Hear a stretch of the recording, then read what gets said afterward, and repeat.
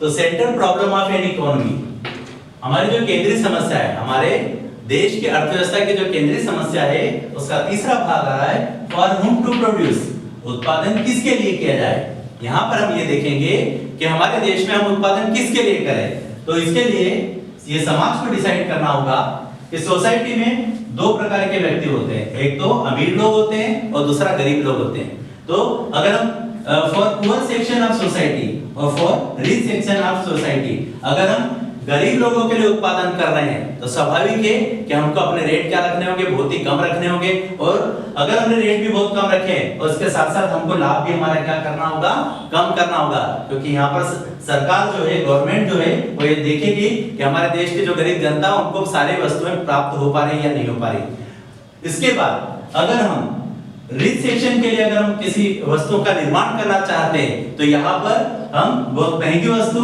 और साथ ही साथ जो उत्पादक है उसको ज्यादा प्रॉफिट देने वाली वस्तु का निर्माण करते हैं। तो इसका डिसीजन कौन लेगा, कौन सी वस्तु में बनाना है, तो हमारे देश की अर्थव्यवस्था डिसीजन लेती है कि हम पुअर सेक्शन का के लिए गुड्स का बनाएं या फिर हम रिच सेक्शन के लिए गुड्स को बनाएं। तो ज्यादातर जो सरकार होती है वो पुअर सेक्शन को ध्यान में रख करके, हमारे सोसाइटी की पुअर सेक्शन को ध्यान में रख करके वस्तु का निर्माण करती है ताकि उनके जीवन यापन करने की सारी वस्तु का निर्माण किया जा सके। तो ये हमने देखी यहाँ पर किसके लिए उत्पादन किया जाए, तो किसके लिए उत्पादन होगा, पुअर सेक्शन के लिए भी हो सकता है और रिच सेक्शन के लिए भी हो सकता है, लेकिन इसका डिसीजन कौन लेगी, तो इकोनॉमी डिसाइड करेगी। उसके बाद ये जिस वस्तु का हमने निर्माण किया है, हमने हमारे देश में जिस वस्तु का निर्माण किया, उत्पादन किया है, उससे क्या होगा, हमको कुछ लाभ होगा। तो यहाँ पर मैंने लिखा है डिस्ट्रीब्यूशन ऑफ इकोनॉमी। ये जो लाभ होगा उसका हम क्या करेंगे, यहाँ पर बंटवारा करेंगे, बांटेंगे। किसको बांटेंगे, तो यहाँ पर लिखा मैंने for functional distribution, for functional distribution. मतलब हमारे जब किसी वस्तु का हम निर्माण करते हैं तो उत्पत्ति के चार साधन काम करते हैं, जैसा कि मैंने यहाँ पर बोर्ड पे लिखा है। या चार साधन जब मिल करके काम करेंगे तो हम किसी वस्तु का निर्माण कर सकते हैं। जैसे मैंने लिखा लैंड, लेबर, कैपिटल और एंटरप्रेन्योर। जिस जमीन पर हम अपनी फैक्ट्री को डाल रहे हैं, मान लो अगर हमने किसी से किराए पे ले रखी है तो हमको उसको क्या देना होगा, रेंट देना होगा। तो यहाँ पर फोर फंक्शनल डिस्ट्रीब्यूशन में पहला पॉइंट आएगा लैंड का, भूमि का। तो भूमिपति को हमको क्या देना होता है, किराया देना होता है। सेकंड आ रहा है लेबर, जिन श्रमिकों से हम काम ले रहे हैं, इन श्रमिकों को हमको क्या देना होती है, वेजेस देनी होती है, मजदूरी देनी होती है। तो ये पैसा जो हमने यहाँ पर प्रोडक्शन के द्वारा प्राप्त किया है उसको हम वेजेस के रूप में भी बांटते हैं। पॉइंट नंबर थर्ड की अगर हम बात करें तो कैपिटल, पॉइंट नंबर थर्ड में आ रहा है कैपिटल। हमने जो उद्योग धंधे डाले हैं, जो फैक्ट्री डाली है, उसके लिए हमने या तो बैंक से लोन लिया होगा या किसी पूंजीपति से लोन लिया होगा। अगर बैंक से लोन लिया होगा तो बैंकों को ब्याज देना होगा, या किसी प्राइवेट व्यक्ति से भी लोन लिया होगा तो उसको भी हमें क्या देना होगा, ब्याज देना होगा। तो उसको हम क्या देते हैं, इंटरेस्ट।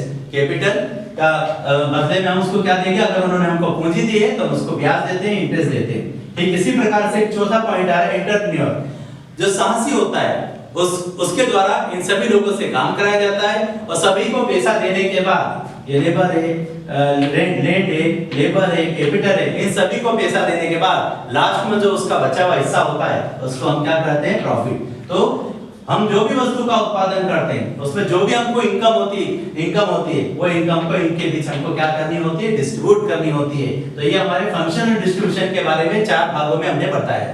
या फिर ऐसा भी हो सकता है, इसके दो पार्ट हैं, पर्सनल डिस्ट्रीब्यूशन। अगर हम पर्सनल डिस्ट्रीब्यूशन की बात करें तो उसमें पहला पॉइंट आ रहा है फॉर सेल्फ कंजम्पशन।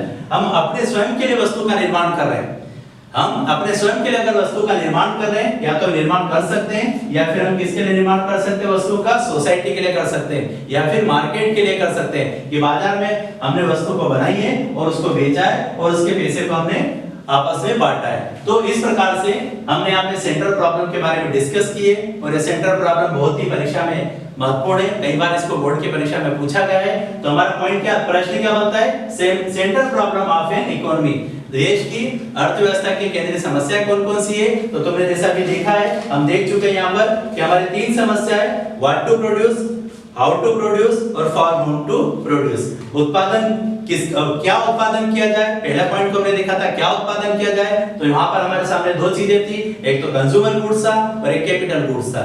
सेकंड अगर हम देखें हाउ टू प्रोड्यूस, कि उत्पादन कैसे किया जाए, तो उसमें हमने दो पॉइंट को देखा था, एक तो लेबर, एक तो हमारे पास जो टेक्निक थी उसके बारे में हम कह सकते हैं लेबर इंटेंसिव टेक्निक, और जो सेकंड टेक्निक थी हमारे पास वो कैपिटल या कैपिटल इंटेंसिव टेक्निक थी। इनमें से जो हमारे लिए ज्यादा अच्छी प्रतीत होती है हम उसको फॉलो करते हैं।